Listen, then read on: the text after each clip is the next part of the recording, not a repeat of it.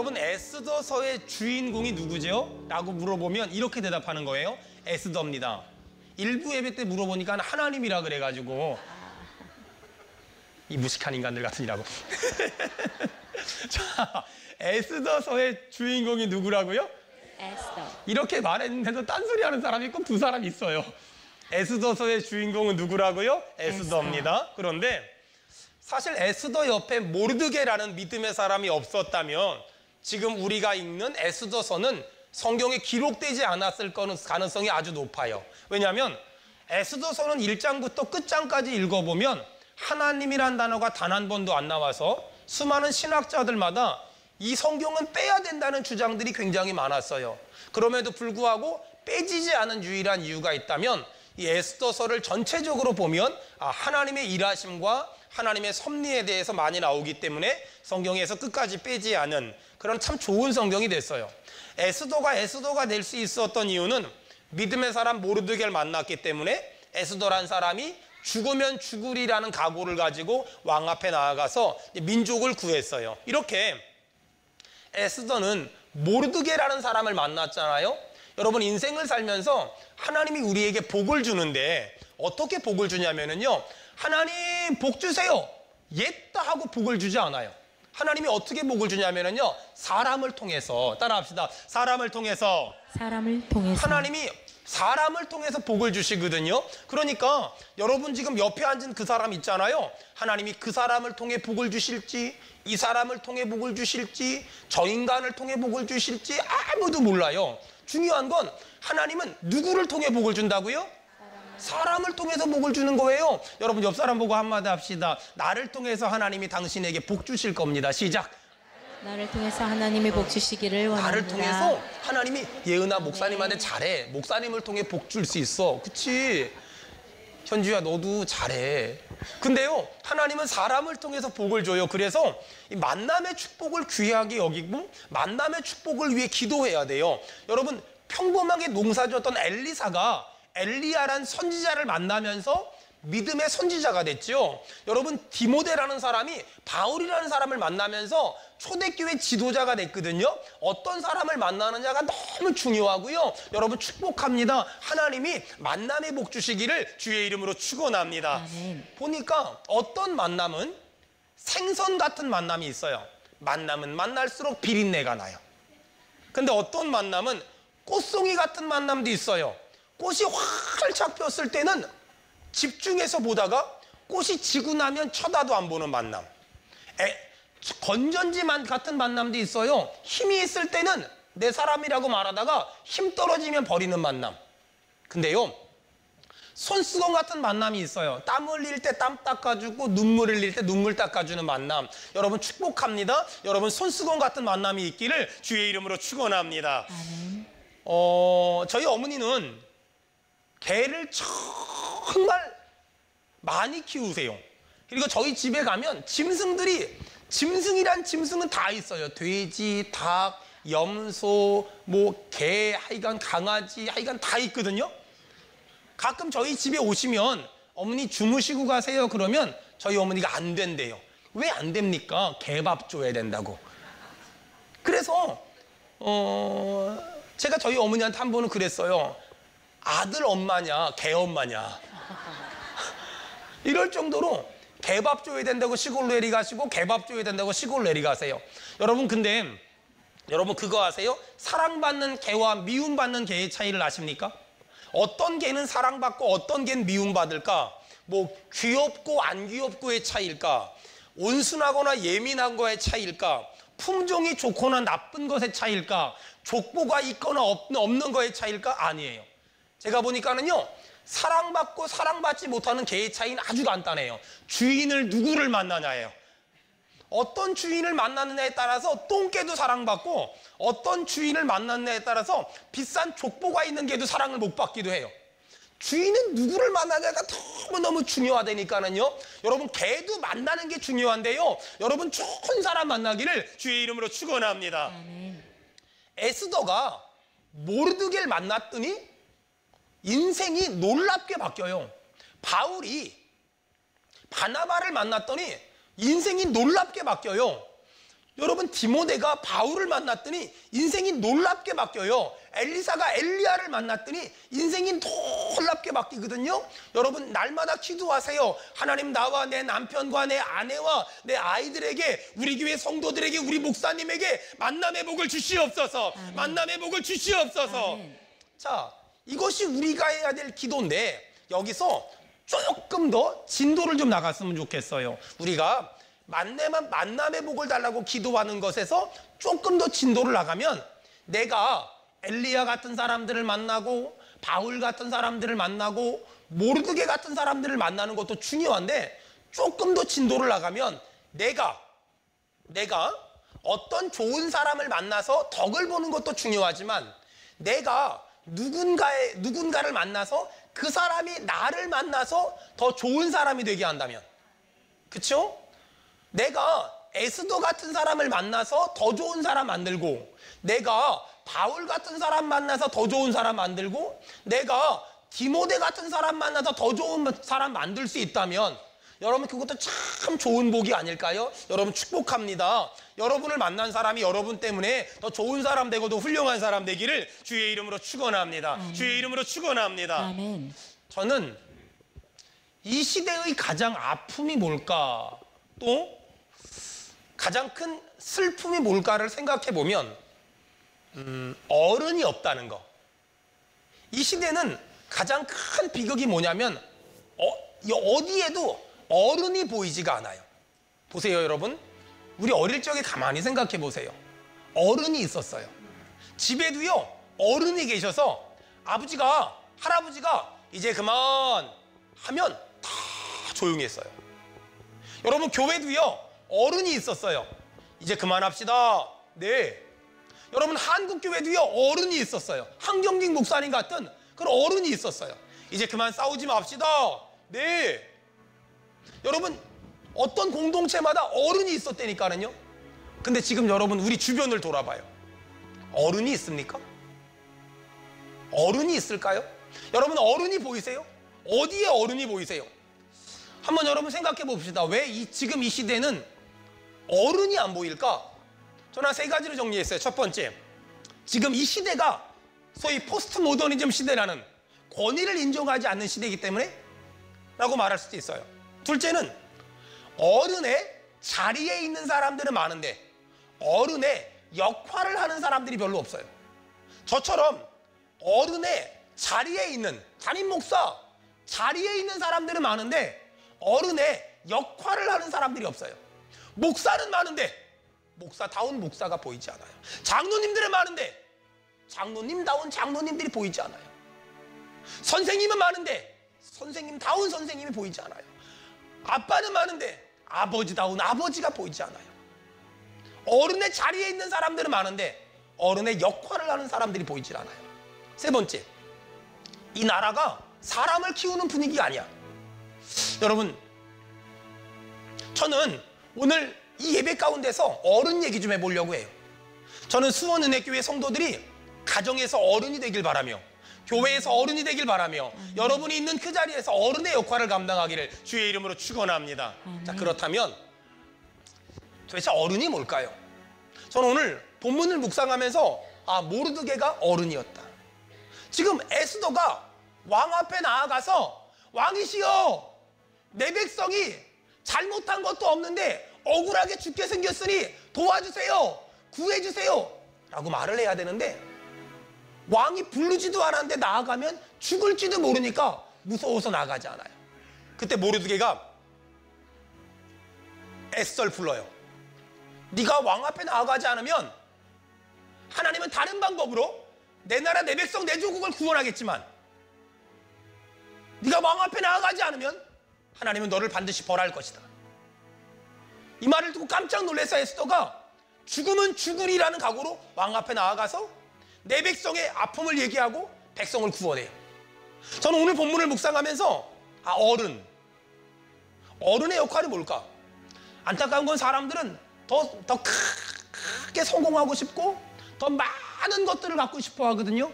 근데 있잖아요, 예수 믿는 사람은 더 크게 성공하는 것보다 더 많은 것을 갖는 것보다 더 중요한 게 있어요.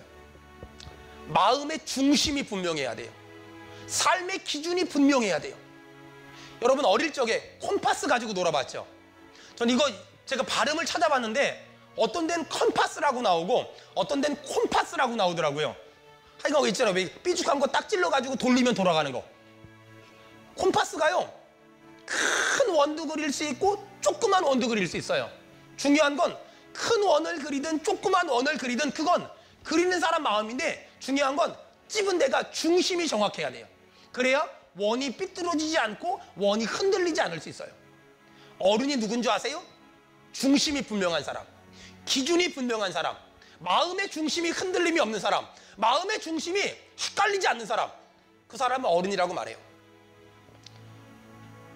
지금 에스더는 왕 앞에 나아가야 돼요. 백성을 구해야 돼요. 근데 죽을까 봐 안 가요. 그때 모르드게가 너 가야 돼. 안 가면 안 돼. 네가 가서 왕에게 도와달라고 얘기해야 돼. 네가 하지 않으면 하나님은 다른 방법으로 내 백성을 구원하겠지만 너희 집안은 저주받을 거야. 가야 돼.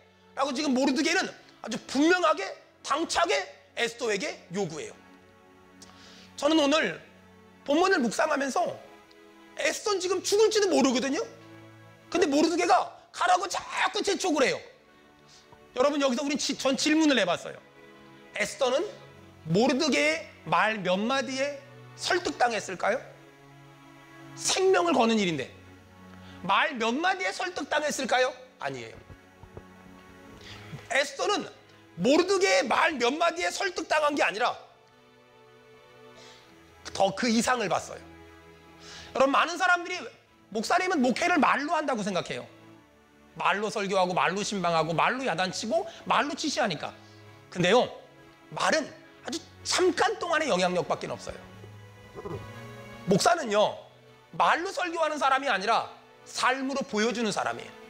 삶으로 내가 하나님의 뜻대로 산다는 걸 보여주는 사람이고, 내가 하나님이 기뻐하는 삶을 사는 사람이라는 걸 보여주는 사람, 그 사람을 목사라 그러고 그걸 목회라고 말해요. 목사는 말이에요, 설교를 잘하는 사람이 아니라 내가 설교한 대로 산다는 걸 보여주는 사람. 그래서 목사는요, 존재 자체가 한편의 설교가 돼야 되고 삶 자체가 한편의 충고가 되어야 하는 그런 사람이에요. 안타까운 건 많은 사람들이 목회를 말로 한다고 생각하거든요. 목회를 말을 잘한다고 생각하거든요. 만약에 말을 잘하는 게 목회라면 여러분이 생각하는 것만큼 저는 목회를 잘하는 사람은 아닌 것 같아요. 왜냐하면 저는 제가 생각해도 말이 어눌하고 꼬일 때도 많고 저는 제 말 가운데 약간 이상한 말도 많은 것 같아요. 근데 저는 제가 생각하는 목회는 얼마나 말을 잘할까의 문제가 아니라 내가 말한 대로 살려고 몸부림치고 내가 말한 대로 살려고 발버둥치는 것, 전 그걸 목회라고 생각해요. 지금의 저를 만들기까지 많은 목사님들의 선한 영향을 받았는데 그중에 저는 한 분의 참 아름다운 영향을 받았어요. 그분은 저한테 믿음의 어머니이신 윤영지 목사님이란 분이세요. 우리 목사님은 저를 선교사로 보내주셨고 저를 선교 사역을 감당하게 하셨고 제가 한국에 들어오면 또 교도소 일을 같이 했어요. 전국의 46개 교도소 구치소에 편지를 보냈어요. 사랑의 편지 나눔회라는 걸 가지고 편지를 보냈어요. 그러면서 그들을 전도했어요. 그리고 재소자들이 출소할 때 신학을 해서 목사가 되겠다 이런 사람들을 자기 집에 다 데리고 살았어요. 집이 어디였냐면 여의도 KBS 멸관 뒤에 한양 아파트. 집이 50평이었거든요. 거기에 교도소에서 출소한 사람 15명을 앞으로 이 사람들은 전도사가 되겠다, 목사가 되겠다, 선교사가 되겠다 하는 사람들을 집에 데리고 살았어요. 목사님은 저 데리고 다니면서 이 친구들을 먹여 살려야 되잖아요. 어떻게 했냐면요, 돌예배 가잖아요. 예배 드리고 목사님 여기 앉으시고 저 여기 앉아요. 목사님이 음식을 이만큼 갖고 와서 저한테 밀어요. 그럼 여기 쓰레기 봉투 가져가가지고 이렇게 그래가지고 갖고 나오다 걸려가지고 그럼 목사님 막 얘기해서 저희 집에 교도소에서 출소한 사람이 15명인데 이 인간들이 얼마나 잘 처먹는지 막 그러면서 막 얘기를 해요. 그럼 거기서 불쌍하다고 그걸 또 이제 보내주는 거예요. 그래가지고 그 사람들을 전부 신학 공부시키고 그 사람들을 전부 목사 만들어서 지금 어디선가 저 중국에서도 저 필리핀에서도 저 인도에서도 그리고 저 천안에서도 지금 목회하고 사역하고 있어요. 저는 그 목사님하고 같이 있으면서 늘 교도소 친구들하고 같이 다녀가지고 저도 한때는요 갔다 오셨냐고 갔다 오셨냐고. 보통 군대 갔다 온 사람들은 충성 그러잖아요. 거기 갔다 오신 분들은 갱생 그러거든요. 갔다 오셨냐고. 갔다 오셨냐고. 그런 말도 듣기도 했어요. 또 우리 목사님은 늘 그렇게 살았어요. 때로는 교도소에서 출소한 친구들이 목사님 차키도 가져가고, 집에 남자가 15명씩 있으니까 목사님이 나이는 많이 있었지만 반바지를 입은 적이 한 번도 없어요. 그렇게 힘든 일, 어려운 일, 속상한 일을 많이 겪었음에도 불구하고 제가 본 우리 목사님은 어떤 분이었냐면, 삶의 중심이 조금 더 흔들리지 않는, 삶의 기준이 조금 더 흔들리지 않는, 에이 저것들 속색이니까 안 해, 아니 저것들 내 차 가지고 도망가니까 안 해, 저것들 나한테 사기치니까 안 해, 저것들 내 돈 뜯어가니까 안 해, 저것들 거짓말하니까 안 해. 단 한 번도 그런 적이 없어요. 그래도 해야 되고, 이래도 해야 되고, 속상해도 해야 되고, 화가 나도 해야 되고, 눈물 나도 해야 되고, 한숨 나도 해야 돼요. 저는 우리 목사님하고 같이 있으면서, 오랫동안 같이 있으면서, 아, 어른이 뭘까? 어른은요, 이래서 안 하고 저래서 안 하고, 이래서 시험 들고 저래서 삐지고, 이래서 기분 나쁘고 저래서 기분 나쁜 것이 아니라, 이래서 때려치고 저래서 때려치는 것이 아니라, 어른은 삶의 기준이 분명하고 삶의 중심이 분명한 사람, 그 사람은 우린 어른이라고 말하더라고요. 전 우리 교회에 이런 어른들이 점점 늘어나기를 주의 이름으로 축원합니다. 아멘. 두 번째, 저는 모르드게라는 사람을 묵상하면서, 와, 대단하지 않아요? 이 모르드게가 당시 왕비였던 에스더를 막 책망해요. 어떻게 책망했나 여러분 봅시다. 에스더 4장 14절, 13절, 14절 다 같이 읽겠습니다. 시작. 모르드게가 그를 시켜 에스더에게 회답하되 너는 왕궁에 있으니 모든 유다인 중에 홀로 목숨을 건지리라 생각하지 말라. 이때 내가 만일 잠잠하여 말이 없으면 유다인은 다른 데로 말미암아 노임과 구원을 얻으려니와 너와 내 아버지의 집은 멸망하리라. 내가 왕후의 자리를 얻은 것이 이때를 위함이 아닌지 누가 알겠느냐 하니. 아멘. 지금 모르드게가 에스더에게 막 야단치는데 뭐라고 야단치냐면, 에스더가 지금 왕이 안 불렀는데 내가 나가면 죽을지도 모르는데 어떻게 내가 왕 앞에 나아갑니까? 라고 말했더니 모르드게가 13절에 너는 왕궁에 있으니 모든 유다인 중에 홀로 목숨을 건질 거라 생각하지 마라. 14절에 이때에 내가 만일 잠잠하여 말이 없으면 유다인은 다른 데로 말미암아 노임과 구원을 얻으려니와 너와 내 아버지 집은 멸망할 거다. 내가 왕후의 자리를 얻은 것이 이때를 위함이 아니지 누가 알겠느냐? 막 그러면서 막 그 당시 왕비인 에스더를 막 등골이 오싹하도록 몸서리가 쳐질 정도로 막 야단을 쳐요. 여러분, 저는 오늘 본문을 묵상하면서 저는 모태신앙으로 지금까지 신앙생활하면서 기억나는 게 있어요. 요즘 목사님들은 야단을 안 쳐요. 요즘 목사님들은 혼을 안 내요. 요즘 목사님들은 책망을 안 해요. 왜 그럴까요? 야단치면 교회 떠날까봐. 근데 있잖아요, 그게 목회 맞을까요? 전 어릴 적에 모태신앙으로 태어나서 지금까지 신앙생활 했거든요. 옛날 목사님들은요 얼마나 야단을 치는지, 옛날 목사님들은 얼마나 혼을 잘 내는지, 이놈의 새끼야 신앙생활 똑바로 하라고, 이따위로 신앙생활하면 어떡하냐고, 집사가 이따위로 하면 어떡하냐고, 장로가 이따위로 하고, 이러면서 얼마나 야단치고 얼마나 혼내고 얼마나 막. 근데요 약간 무식하긴 했죠. 옛날에는요 목사님들이 이런 얘기도 많이 했어요. 목사님 말 안 들으면 벌 받는다고, 교회가 하는 일 회방하면 하나님의 벌 준다고, 이런 말도 진짜 많이 했거든요. 그래서 옛날엔 두렵고 떨림으로 신앙생활 했어요. 두렵고 떨림으로 신앙생활 했거든요. 그래서 옛날엔 목사님들한테 영적인 권위가 있었어요. 근데 어느 순간부터요 이 나라 이민족 가운데 목사님들한테 영적 권위가 없어요. 너무 함부로 하고 너무 가볍게 해요. 물론 우리 교회 빼고. 우리 교회는 안 그러니까. 근데 이 땅에 그런 영적 권위가 무너진 건 사실인 것 같아요. 저는 오늘 본문을 묵상하면서 과연 모르드게처럼 목회할 수 있는 사람 얼마나 있을까? 에스더가 왕 앞에 나아가서 나라를 살려달라고 얘기를 해야 되는데 안 나가요? 죽을지도 모르니까. 그때 네가 안 나가도 하나님은 내 백성을 구원할 거지만 니네 집안은 망할 거야 라고 강력하게 책망하며 야단치면서 목회할 수 있는 목사님 몇 분이나 될까? 하나님의 뜻과 다른 길로 가는 집사가 다른 길로 가는 성도에게 호되게 야단치면서 목회할 수 있는 목사님들이 몇 분이나 있을까? 별로 없을 것 같아요. 별로 많지 않을 것 같아요. 근데 우리는 분명히 신학교에서 그리고 교리를 공부하면서 배웠거든요. 하나님이 우리에게 은혜를 주는 수단. 따라합시다. 말씀. 두 번째 성례. 세 번째 뭐지요? 징계. 이 징계가 하나님이 우리에게 은혜를 주는 수단이거든요. 근데 어느 순간부터 말씀의 은혜, 성례의 은혜는 있었지만 한국교회의 징계의 은혜, 책망의 은혜는 사라진 지 너무 오래됐어요. 왜 그럴까 생각을 해봤어요. 왜 옛날 목사님들은 야단치면서 혼내면서 잘못된 길로 가면 벌 주면서 징계하면서 혼내면서 목회하셨는데 왜 지금은 못할까? 전 두 가지를 생각했어요. 첫 번째, 목사님 스스로가 말씀대로 살지 않으니까. 목사님 스스로가 하나님 말씀대로 살지 않으니까 내가 힘있게 말하지 못하는 거예요.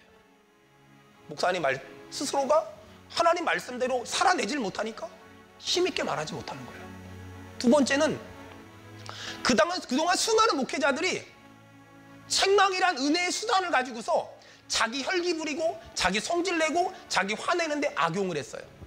그러다 보니까 이 책망이란 은혜의 수단이 지금은 아무에게도 먹히지 않는 너무나 악한 시대가 됐고 너무나 비참한 시대가 됐어요. 하지만 성경을 보세요. 다윗이라는 왕이 성적으로 범죄했을 때 나단 선지자가 무서울이 마치 책망하죠. 예수님의 제자들이 귀신을 못 쫓았을 때 예수님이 이 믿음이 없는 자들아 무섭게 책망하죠. 여러분, 영적인 권위라는 건 감히 목사한테 까불어 이게 아니에요. 영적인 권위라는 건 내가 하나님 말씀대로 살고 내가 하나님의 은혜에 붙잡혀 살 때 하나님이 주시는 선물 같은 거예요. 저는 우리 교회 안에, 한국교회 안에 여러분의 가정에 영적인 권위가 회복되기를 주의 이름으로 축원합니다. 아멘. 여러분, 안타까운 게 뭔 줄 알아요? 요즘 애들 참 불쌍하다는 말 많이 하거든요. 도대체 요즘 애들이 뭐가 불쌍해요? 뭐가 불쌍한 줄 알아요? 애들이 야단 맞아본 적이 없어요. 애들이 혼나본 적이 없어요. 그리고 누가 혼내라 치면 난리가 나요. 애들이 야단 맞아본 적이 없고 혼나본 적이 별로 없는 거야. 왜 그럴까요? 애들의 잘못일까? 아니에요. 여러분, 요즘 애들 정말 불쌍해요. 야단 맞아본 적도 없고 혼나본 적도 없잖아요. 근데 왜 그런 줄 알아요? 애들한테 혼낼 만한 어른이 없는 거예요. 애들을 야단칠 만한 어른이 없는 거예요. 여러분, 어떤 사람이 야단치는 줄 알아요? 어떤 사람이 혼내는 줄 알아요?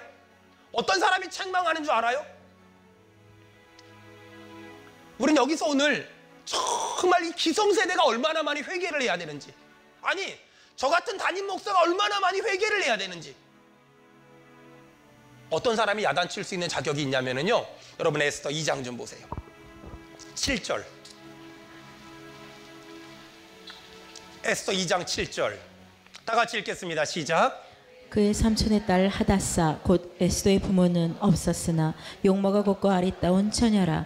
그의 부모가 죽은 후에 모르드게가 자기 딸같이 양육하더라. 여러분, 모르드게가 에스더를 어떻게 양육했대요?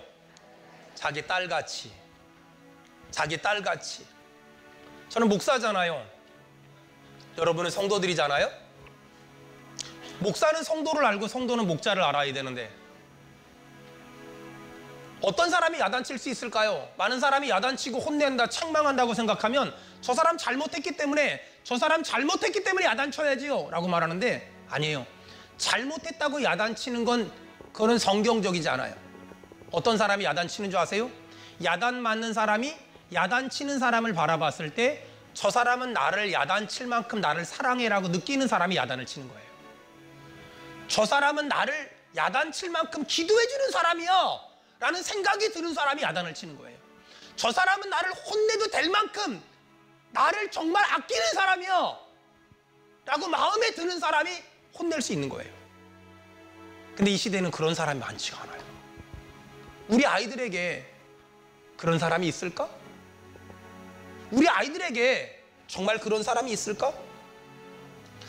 저는 우리 목사님한테 많이 혼났거든요. 근데 단 한 번도 기분이 나빠 본 적이 없어요. 왜냐면은요, 우리 목사님이 절 정말 사랑했거든요. 우리 목사님이 저 정말 좋은 목사 되라고 야단쳤거든요. 그래서 남들이 들으면 충분히 상처받았다고 생각하지만 단 한 번도 상처를 받아본 적이 없어요. 왜? 우리 목사님이 나를 얼마나 사랑하는지, 날 위해서 얼마나 많이 기도하는지, 날 위해서 얼마나 많이 눈물을 흘리는지 알고 있었기 때문에. 많은 사람들이 이 책망에 대해서 오해하는 건 저 사람 잘못했으니까 혼내야지, 저 사람 잘못했으니까 벌 줘야지, 저 사람 잘못했으니까 징계돼야지 라고 생각하거든요. 틀렸어요. 그건 세상 말이에요. 기독교적인 책망이라는 건 뭐냐면요, 에스더가 모르드게의 책망을 들었을 때 기분이 안 나빴어요. 왜? 나를 딸처럼 키운 사람, 나를 딸처럼 키운 사람이라는 걸 알았기 때문에 절대로 화내지 않았어요. 이게 기독교예요. 이게 믿음이에요. 누가 야단칠 수 있을까요? 누가 책망할 수 있을까요? 누가 혼낼 수 있을까요? 네가 잘못했으니까 혼나야지가 아니에요. 내가 널 위해 기도하잖아. 내가 널 사랑하잖아. 너 알지? 내가 널 위해 기도하는 거 알지? 내가 널 사랑하는 거 알지? 내가 널 소중히 여기는 거 알지? 그렇다면 너 그러면 안 돼. 그렇다면 너 그렇게 살면 안 돼. 그렇다면 너 그런 말 하면 안 돼. 그렇다면 너 그렇게 행동하면 안 돼.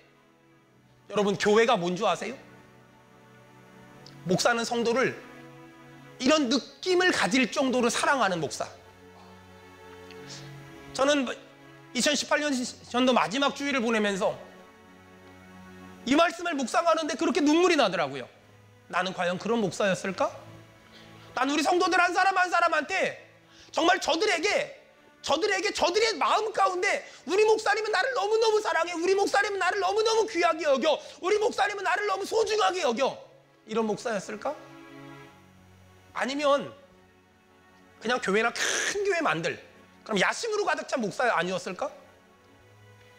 지난 일주일 동안 전 하나님 앞에 철야하면서 하나님 앞에 기도하는데 하나님이 제 마음에 주신 마음은 뭐였는 줄 아세요? 회개였어요. 네가 한 사람 한 사람을 정말 그렇게 사랑해야 되는데, 한 사람 한 사람을 아비의 심정으로 아들처럼 딸처럼 나이와 상관없이 사랑해야 되는데 네 마음에 혹시 야심이 있진 않았니? 네 마음에 혹시 더 큰 교회를 만들어 보겠다는, 더 많은 사람들을 끌어모아 보겠다는 야심이 있진 않았니? 하나님은 저한테 이런 질문을 하셨어요. 근데 처음에 분명히 아니라고 말했어요. 그리고 또 아니라고 말했어요. 그리고 또 아니라고 말했어요. 근데 저도 모르게 제 마음 깊숙한 곳엔, 아무에게도 들키지 않을 수 있을 만큼 저 깊숙한 곳엔 저에게도 있더라고요.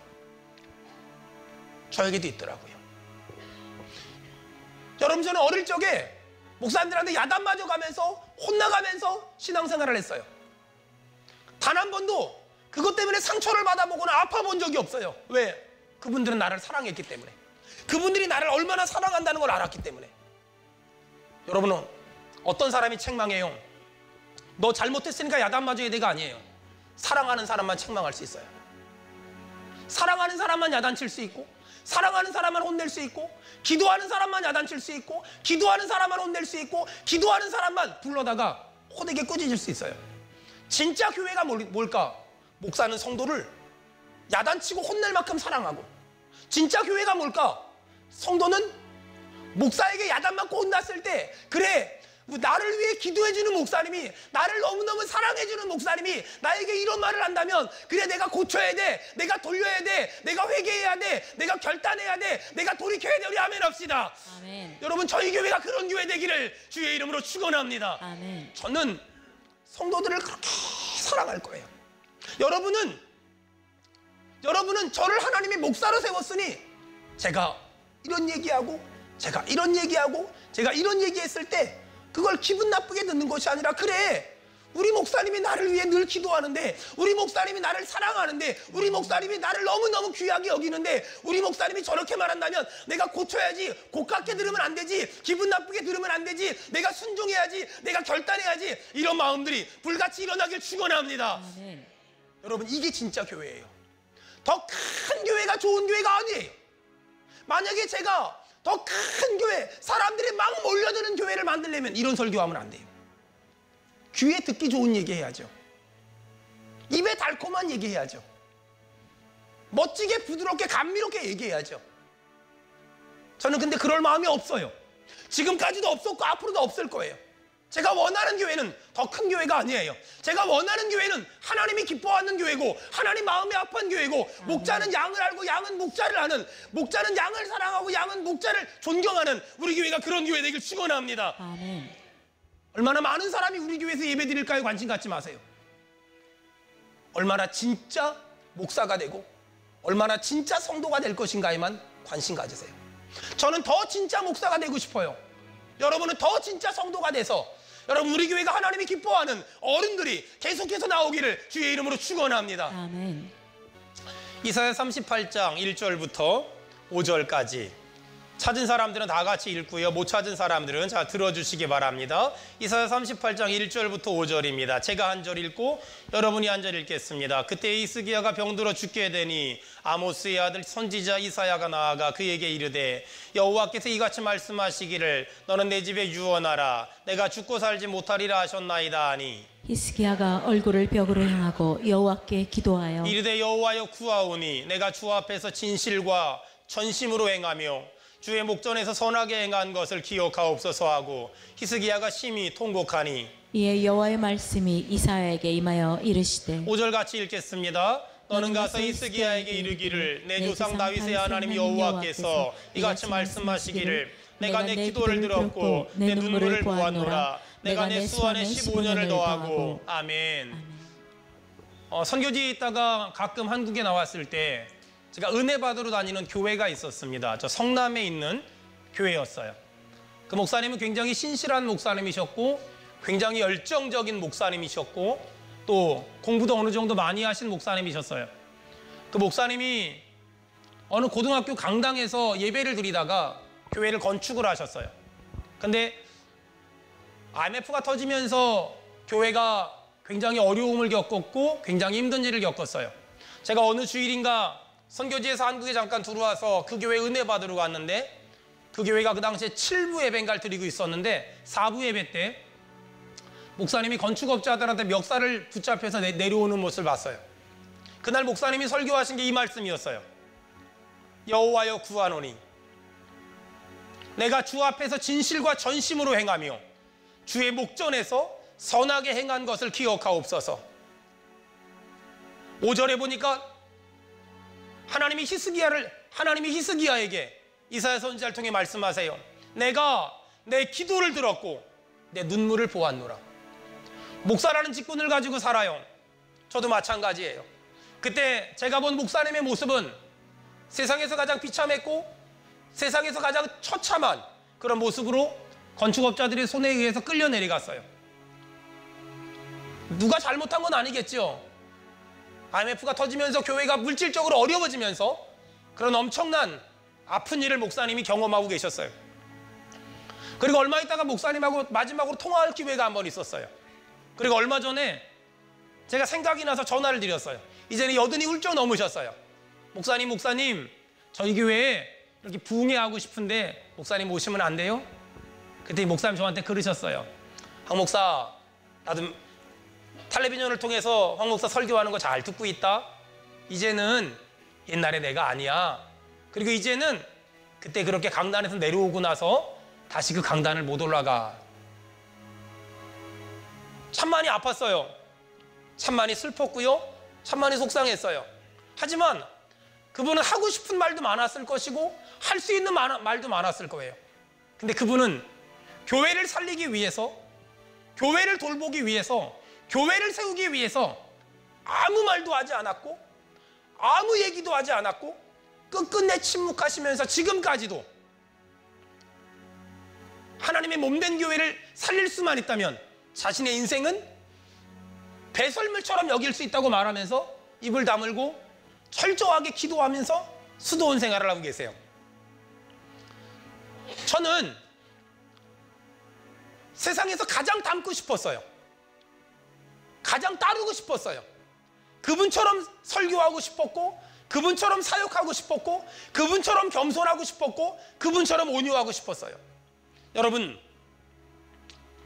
이 시대는 우리가 본받고 싶은 어른이 없다는 거, 닮고 싶은 어른이 없다는 거, 이런 시대에 저는 오늘 모르드게를 묵상하면서 하나님 앞에 거룩한 용기를 가지고 이런 고백을 하고 싶어요. 하나님, 전 아직까지 그럴 만한 능력도 안 되고, 그럴 만한 재주도 없고, 그럴 만한 인격도 안 돼요.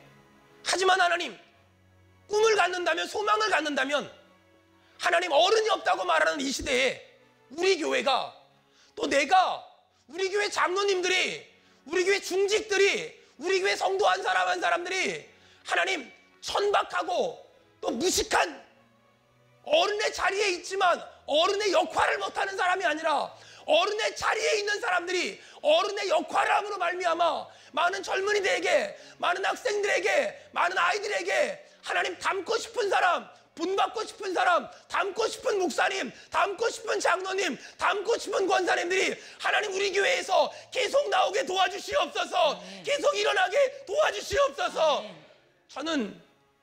저도 그런 사람 되기 위해서 몸부림칠 때니, 여러분, 오늘 우리 기도합시다. 하나님, 이 땅에 어른이 없다고 하는데 우리가, 내 아들이, 내 딸이 닮고 싶은 사람이, 엄마를 닮고 싶다고, 아빠를 닮고 싶다고, 아빠처럼 살고 싶다고, 엄마처럼 살고 싶다고, 목사님처럼 살고 싶다고, 여러분, 이런 우리의 자녀들이, 우리의 후대들이 나오기를 주의 이름으로 축원합니다.